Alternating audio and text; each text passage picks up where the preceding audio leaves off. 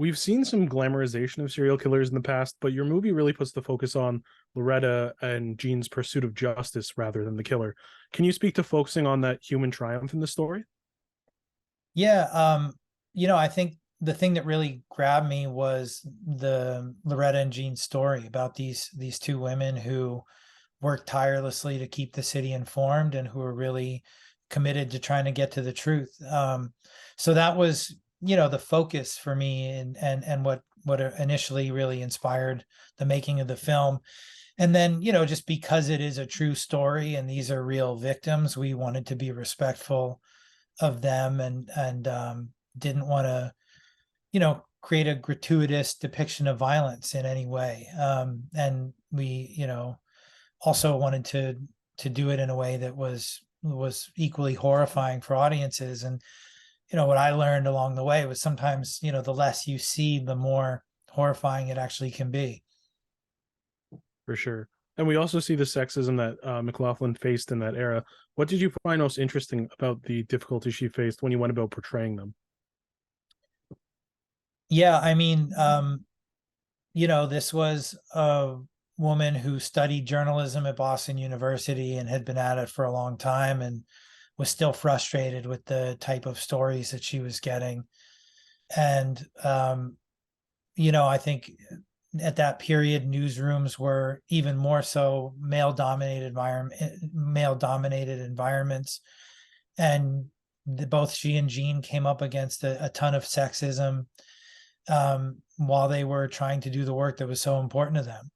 But it's a real testament to who they were, that they were able to, create the careers for themselves that they wanted, and also do such important reporting, particularly at a time when, the police department was coming up short and people really relied on them to stay informed. Definitely. And Keira Knightley is so excellent as Loretta. What really impressed you the most about what she was able to instill in that character? Yeah, Kira's amazing. She just, has this incredible outward strength, but also this really remarkable ability to be vulnerable and convey this interior life that is just so compelling to watch.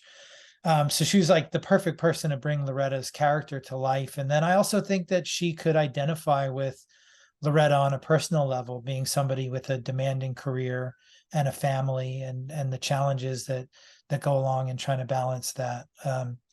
So she was, dream casting for the role of Loretta, and pairing her with Carrie Coon was amazing to just see their chemistry together. I think it really came across on screen.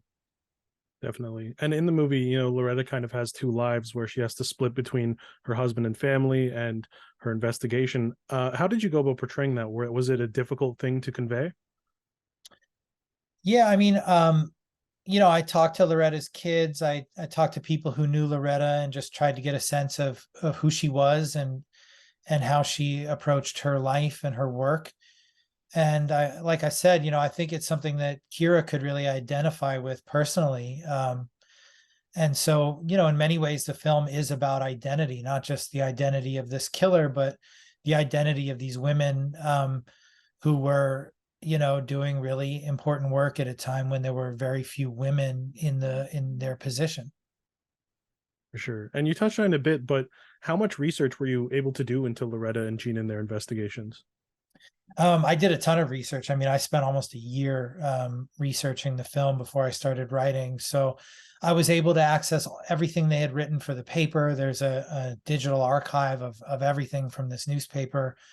So I was able to read all of their reporting on the Boston Strangler. I talked to family and friends, people who knew them quite well, and then, just spent a lot of time trying to understand the details of the case, the politics of the period, and then also, things like how newsrooms operated back then. So, I talked to everybody I could track down. Hmm. And I thought David Desmalkian was really great casting for Albert. I talked to him recently. He's like the sweetest guy in real life. So how did you know he could play this really like terrible, menacing killer? Yeah, he is like the sweetest guy on the planet. I've seen some of it in other roles that he's done. We just been able to see this, somebody who is not totally accessible, who, like there's just seems like there's so much going on with him on screen. And then in talking to him, he's the sweetest, most thoughtful guy in the world. And that also was, a layer of comfort for me, because I didn't want to depict like a two-dimensional villain. I wanted to depict a human being who had a very troubled life. And David was also committed to doing that. Nice. And the case of the Boston Strangler is so large. There's different suspects and there's twists and turns the whole way. Was it difficult to adapt that long story in a way that was true to the multifaceted case, but still easy to follow for an audience? Yeah, there's a lot going on. And I think that was one of the biggest challenges, was just like, how do you manage all this information and lay it out in a way that's engaging and not boring or confusing.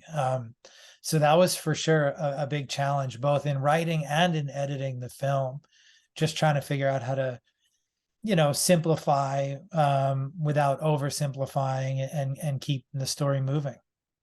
Mm-hmm.